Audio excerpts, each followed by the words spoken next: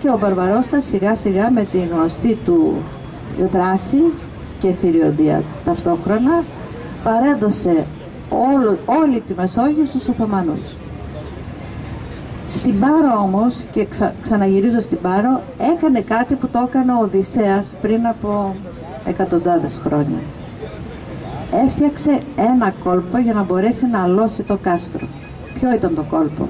Επειδή οι δυνάμεις μέσα στο κάστρο ήταν πάρα πολλές, οι Βενετοί είχαν ρίξει εκεί όλες τις δυνάμεις τους, και επειδή η αντίσταση τραβούσε πάρα πολύ χρόνο και κατάλαβε ότι δεν θα την έπαιρνε την Πάρο, έντυσε έναν Τούρκο γυναίκα, και μάλιστα έγκυο, τον έκανε να φαίνεται έγκυος γυναίκα, και τον έστειλε νύχτα μπροστά στην πύλη του κάστρου, τον έβαλε να πέσει κάτω και να κλαίει και να φωνάζει τους νησιώτες να ανοίξουν την πύλη για να μπορέσει να μπει μέσα και να γεννήσει.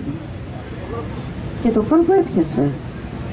Ενώ η πύλη δεν άνοιγε για ένα μήνα περίπου, εκεί άνοιξε.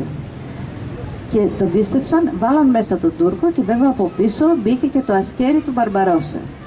Έτσι λοιπόν έπεσε αυτό το νησί.